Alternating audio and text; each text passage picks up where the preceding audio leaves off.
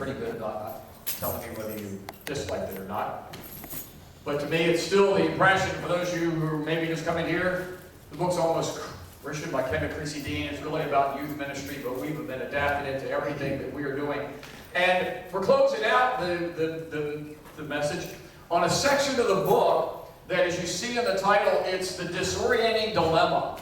Or as she says in the chapter, she calls it Aiming for Transformation. The Disorienting Dilemma. Because transformation is what the difference is going to be. Until we are transformed as a person, until we are transformed as a church, beyond almost a Christian, to understanding what Christianity really is and what it means, then the power of the church and the power of the Word of God is going to be limited by us.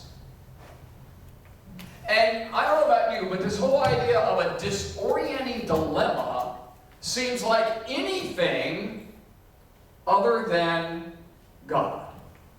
I don't know about you, but when I'm disoriented and I have dilemmas, more often than not, I tend to hear folks wondering where the heck God is, or blaming God. In this past week, we've lived through tragedy in this church. And by Wednesday, we will relive it. And for some in the church, it is so much more personal than it is even others. But yet, how often do I hear people say, oh, this tragedy is happening in my life, I'm just done. In fact, this past week, I also heard a situation that it's just driving me nuts, and our testimonies ran a little long at Wesley, and I really had to shorten it up, but I'm not going to stop testimony, because testimony is you all preaching the Word. You all living it. And there was a lot of testimony at Wesley this morning. But one of them I had to share was that I am so frustrated by what, all due respect, our relatives, our friends, and our churches of generations past have done. When I sit with a family and I sit with folks, and trust me, I'm not talking about Debbie's. I'm not going to talk about church folks in church. I'm not going to do that. But you hear and talk with folks and they go, I just can't believe another thing has happened to our family. You know, I look around and everybody else has got it going good. Where does that come from? It comes from almost. It comes from our Christianity being polluted by Santa Claus. Because the better I am, the more toys I get. If I'm medium good, I get medium toys, and if I'm a little good, I get little toys, but I'm not going to get cold because nobody's that bad. And in essence, this family was looking at me and saying, I just don't get it. We're not perfect, but we're not that bad that something else has been piled on us, and they were church raised and all. And somehow that's their understanding that God is punishing them. And in the 6 years that I've been here and more, I hope you have heard me say, yes, there will be a judgment day. And when Christ comes a second time, we will be judged. But God is not zapping you. Now, does your sin create an absence? Does your sin make God feel distant and unattached to you? Absolutely. There are changes, transformations to be made in your life. But I am so tired of this corruption of Christianity to the point that a family is distraught because they think God's punishing them with another disease. And there's no biblical support for it. You go, well, what about Job, Rick? Said our Sunday night group is studying Job. Said every other week you're meeting with groups. Folks, Job is an exception. Job is an example. Job is a message for those of you who are completely literal, and I'm pretty literal in my biblical understanding. Is Job really a person? Or is Job the example that God has created to show us the culmination of all the crap that could happen in life? And what's going to happen? Your friends are going to make fun of you for believing in God. And then your friends are going to make fun of you for not confessing that you're guilty, even though you're not guilty. but in the end, God restores it. It's a man of faith.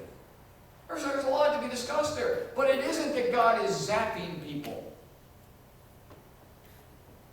That testimony I didn't get to share with you until now. And it's just, this is what's happening. The world is out of kilter and things are uncomfortable. And when we're out of kilter, we don't like it. In fact, our younger folks who don't have many room, they're wondering what the heck a kilter is. Us older folks are going out of kilter. We may not even know, but we know what it means whenever we say it. I'm not sure I know what a kilter is. I coach field hockey, I know what a kilt is because all my girls are women. But out of kilter, out of balance is when things don't feel right. You know, you feel like, hey, I just can't get things together. Things are just, I don't like that feeling. I don't like that. I don't want any parts of it. Because it creates a dilemma. Because I don't know how to do it right. And I don't like dilemmas. Because dilemmas force me to make decisions. And they force me to think, and I don't want to think. I want somebody to tell me who to vote for. I want somebody to tell me what car to buy. I want somebody to tell me what I just don't want to think. It makes me uncomfortable, and it's a dilemma. But you know what? Biblically, it was how God spoke to people. Not that he caused evil and things like that, but sometimes we're most uncomfortable. Some of you heard the testimony of Janet and Wayne and some of the others when they went to Africa on a mission trip. And they went to Africa on a mission trip, but when our daughter went the first time, she was prepped in advance and told that she and the adults who were going on this trip, do not make any major decisions with your finances or anything for almost a month to 3 months after you get home. Because there appears to be a 5-week plus period of time when you come from a severe mission setting that you're going to come home and you believe the best way to help those people is to take away from you.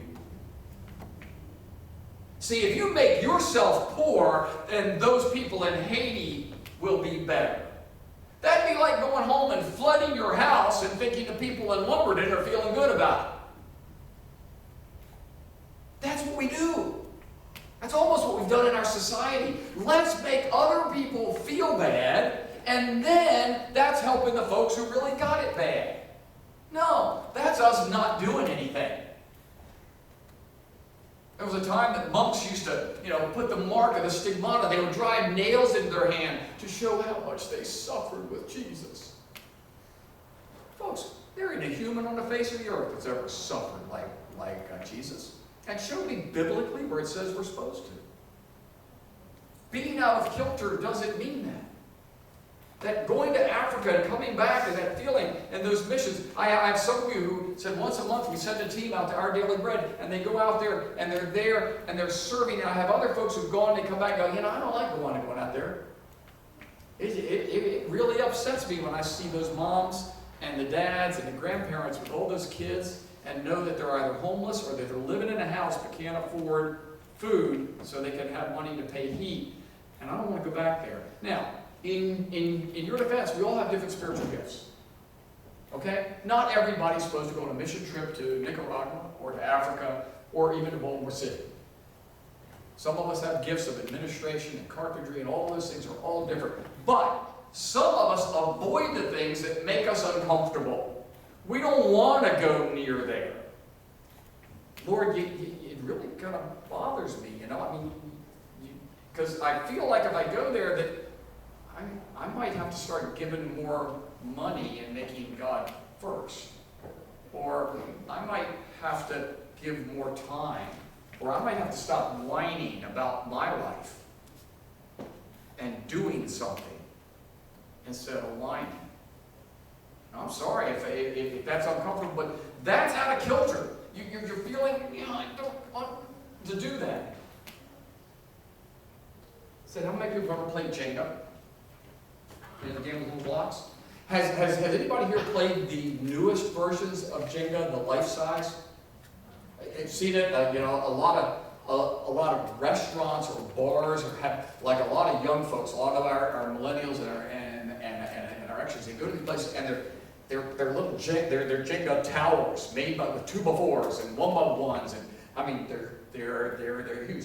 Think about this. When you first go to Jenga and everything's all square and it's nice and neat and you're ready to play, are you nervous about pulling the first piece off? In fact, if you're first, you pull one off the top going, ha ha ha, I got the easy one. And then somebody else, yeah, I'll pull one out of the middle. Because you know you can pull one out of the middle then because everything else is still in place. But then once there's about 10 pieces out, and now it's your turn, what's going on in your mind? You start to shake a little? Do you feel your heart rate up? And then all of a sudden it crashes and everybody goes, oh! It's a game. But we're all there. What did the out of kilter do to our senses? Did it diminish them or enhance them? It enhanced them. We were more focused. We were having to control our heart rate. We were in there. Out of kilter. A dilemma actually was a benefit. That's where we are, and that's what that's what Dean is saying here. And what's interesting is I'm going to show you that biblically this is what is there. It's not just in Dean's book, it is biblical. And in fact, Ignatius even highlights it. This disorienting dilemma that we read about in Matthew is one of two that I have listed. If you look at your handout and you're taking notes, when we get to the Ignatius part, you're going to have to turn over the back and write it down. There just wasn't enough room. But you'll see that there's a section in your handout, in your notes, as you're looking at it, for Acts 9. And you're going, well, Pastor, you haven't read anything. Michael didn't read Acts 9, and you haven't said anything about Acts 9. Well, that's because I'm going to mention it, but you're going to need to read it. Because you know what Acts 9 is? Paul's walking down the road. Remember Paul walking down the road? And what happened to Paul? He got knocked down. He got up. But he couldn't see anymore, could he? Said he was blind. Do you know what? Paul knew more about Jesus. He knew more about Judaism. He knew more about all the religions of the world than anybody there. He had an academic understanding of Christianity so much that he knew how to pick out a Christian. He could hunt them down. And he could find them and maybe even have them killed. And God said, and he said, you know, I can't seem to get Paul's attention. He knows everything about the Messiah. But he didn't get it. So in his case, in Acts 9, he knocks him down and makes him blind. Now that's a disorienting dilemma. But that's what it took to get Paul's attention. But today we read about rich man, which is a little bit more like us. Well, Chrissy Dean says that she calls it this, and it's a little confusing. Teaching toward transformation is tools for faithful reflexivity. And you're going, what? I mean, if you're like me, that's what I said. She says there's a couple of things that our Western education, European, American style, that we teach, the number one thing that we teach is logical consequences. We want A plus B to equal C, and that's very important. We want that in our mathematics. We want that in our science. We even want that in our literature. We want from left to right, we want it logical consequences. And our awareness of, in other words, it's our awareness of how the world works. That's what we do. However, she says, there is a second consciousness, and it's a mythical consciousness. And that is an understanding of why the world works. That is where disorienting dilemmas come in. We've pretty much sorted out how, and we think we know it all. Because even the church is saying, well, science, science says, excuse me, where'd science come from? I think science came from God. The study of science came from humans. But science comes from God. So we know that. But the mythical part, the why of the world, it encompasses symbolically our deepest beliefs, our deepest myths, our faith, our spirituality. Those who support transformative learning and changing. That's why we go get educated. Unfortunately, anymore, we're educating to go educate and take a test. And we wonder why our kids can't perform when they get a job. First of all, they're not kids when they come out at 18 to 22. They're adults, young adults. Another message. But transformative learning is learning that creates change. And the experts, being one retired from teaching, says that it takes both. We have to want to know how the world works and why the world works. Both Socrates and Plato would completely agree. They wanted to know both. So Dean says there's actually 4 moments of transformation. First, she says, is a Dorsey dilemma. Something happens to create a problem. The problem for the scientist is they believed this, this, and this always happened. And they believed it was absolutely good. At one time, asbestos was a great thing. But then they noticed that people who hung around asbestos seemed to be getting this disease. So what do? You have a dilemma. What do? That's the first thing. They had a dilemma. The second was, that she says, is you have to be critical self-reflection. Okay, I have a dilemma. Let's look at it. Scientists create a either hypothesis or a null hypothesis. And then they either prove or disprove it. That's what they do. 3, she says, there is discourse that puts into words the insights from the reflection. Authors write it down. Some of us go into think tanks and brainstorm and go, okay, we've got this asbestos thing and these people seem to be getting sick. And I'm thinking there's a connection here. Let's write down everything that we know and see. Okay? So we do. And then 4, there's got to be an action. Well, folks, that's what they're saying is as Christians we should be doing each and every day. In fact, the Greek word in the Bible is called metanoia, or as us good old Christians call it, we call it conversion and transformation. Salvation experience. And I'm not making fun because it is there, but metanoia is our conversion, and many of us think it's a one-time event. We think it's fire insurance. Yeah, I was saved on June the 14th, 1917. And therefore I got my fire insurance, I'll never go to hell.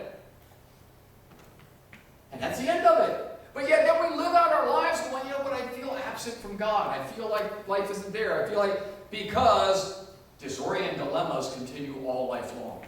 Metanoia was never a one-time thing. In fact, Wesley called it, we are going to perfection. We grow in grace. We wrestle with sin. Christ does not live at conversion. He lives constantly converting. Creating continuous metanoia. Constant changing of our heart and mind. Some of us went to Christian camp at West River, or Manadokan, or Lake Junaluska, or Saranac, or wherever it was we went. And maybe that's where we gave our lives to Christ. Maybe we were a middle school kid who went to a Billy Graham film on Main Street in Laurel, and then answered the call to go down front. Maybe it was at a church altar rail. But maybe we've never been back to West River, to Lake Junaluska. The Main Street Theater in Laurel is now gone. It's been razed. And the church in which we converted is in California, and we're here. So how do we find God? Because God was at those places where I was converted. Not true. But that's sometimes what we think, is that's where God is. If I could only go back to summer camp as a kid, I could have that relationship with Christ again. We're saying, no, that isn't it at all. We need to wrestle. And when we wrestle and we're not sure and we challenge and we put ourselves out of kilter, and we just go, I can't figure it all out. God, where are you? And we look down at the sand, as the poet says, and there's one set of footprints. Where did you go, God? And the poet says, no, I didn't go anywhere. That's when I carried you. We go seeking.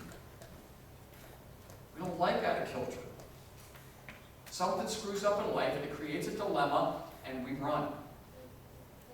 We give up, we quit.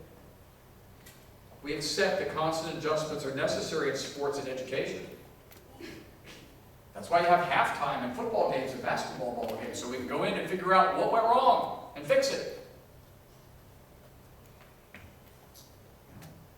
So what about our parenting? So what about our marriages? What about our friendships? What about us wrestling with God? It's changing. St. Ignatius wrote a prayer, wrote a set of things called examination of consciousness. And he has 5 things. How familiar is this going to sound? Recall. Recall that you're in God's presence. When you get ready to pray, acknowledge you're in the presence of God. 2, give thanks to God for everything that you do have. 3, ask God to reveal the truth. And then look at your actions and attitudes with honesty and patience. 4, review the day, looking especially for spiritual consolation. Places of increased hope and charity. Stop looking that everybody's got it better than you do. I asked that family I talked about, I looked at them, and I said, so would you like to have done with Trump's money? I'm not asking for your politics. Do you want his money? And I'll bet most of us would say yes. And then I asked them, would you really? Would you love to be in the position, and I'll go, as someone at Wesley, with either one of them. Would you want your grandkids to hear what they hear because you've got money and power?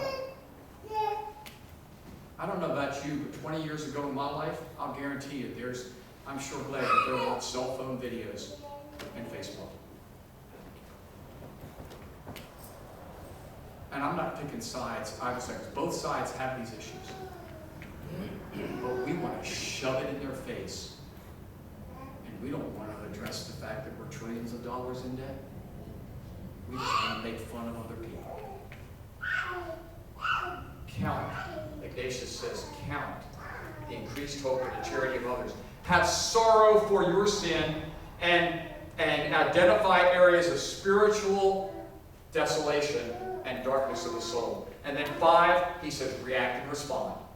Sounds a lot like the 4 steps that Kennedy had put in there. Paul was struck blind and off kilter. Have you been uncomfortable before? Has God made you uncomfortable? Has God put you in a tough spot? Maybe you're uncomfortable about how much money that you can give to the church, that you open your checking account or your online phone, you check it out, and you go, but God, I don't know that I can put you first. God, I can't put you first because I got...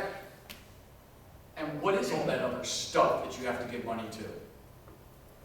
How much of it is stuff that you're out of kilter in what's first, as our kids said this morning? Maybe it's your time. Maybe it's your talent. But if I get more time in the church, then I can't watch my show. And I'm sorry if I make it. I'm not sorry if I make it fun. I can't say I'm sorry anymore. Donald said I can't say I'm sorry. He said that in my Sunday night group. But these things happen, and God is a challenge. And in that, the rich man. Do you know the story about the rich man that we're going to close out with? Do you know that's the only person in the Bible is told to give it all away? But yet, I'll bet if I ask most of you what it means to be Christian, I got to give everything away and I got to be poor. Okay, so if everybody's poor, then who's going to take care of those who had nothing to give away? Wesley, they actually laughed because they never thought about it. We never thought about it. Do you know why the rich man was told to give it all away? Because that was his disorienting dilemma. Because it's not money, it is the love of money. And the rich man had said he was there. He believed in Jesus. He was listening to him. He said, Lord, what do I got to do? Because there was something in him that told him he wasn't there yet. And he said, what do I got to do? And he said, give it all away. Because Jesus knew what his problem was. He knew, like Paul, like Paul knew everything about God. Smacked him down, made him blind, and converted him. Transformed him. The rich man didn't need to be knocked down blind. The rich man's problem was he couldn't let go of being in charge of all of his things. And he got told to give it all away. That was the difference. You want to be new? Then you need this baggage of the world to fall off? Then you know what? You need to look at your disoriented dilemmas and stop blaming God and start looking for God. When you're feeling out of kilter and God makes you uncomfortable, then choose God instead of choosing the world. The world says believe in your education. The world says go get a better job. Said go get more education. Folks, I believe in education. I had to fill out my interview for decom this weekend. I looked down and I have to give the education of both of my children.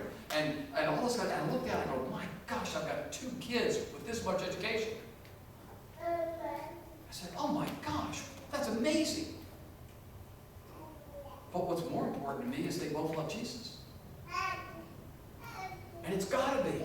It's got to be number one. God just tied us together this morning. There's no question. We need to come to Jesus through transformation. In the book, there's a story about a young girl named Gabrielle who was on a mission trip in Mexico. And she comes in and she wrestled in the end about what would she give up. Because she knew she had to let go of something. And her memory in Mexico was so special that that's where God was. God changed her there. But she decided she was going to write all her stories down. And then she was going to print them out for everybody. And then she was going to delete every file that she had. And she would have no more memories written of that, because that really wasn't what was important, and she knew that's what she had to let go of. It wasn't Mexico, it was Jesus. This is where we're going to change. When this church changes and our people change and we go, that the world is going to change because of that. In the Bible, Jacob wrestled physically with God. I'm going to sing a minute in a song that some of you may not even know, but it is one of my favorites because I wrestle with God. And that's what this song's about. Listen to the words. Jacob is wrestling with God, and that is a transforming experience. At the end, Jacob becomes Israel. Israel becomes us. Disorienting dilemmas is what God wants you to give to Christ. Trey, let's stand. Let's sing together. Our next last song.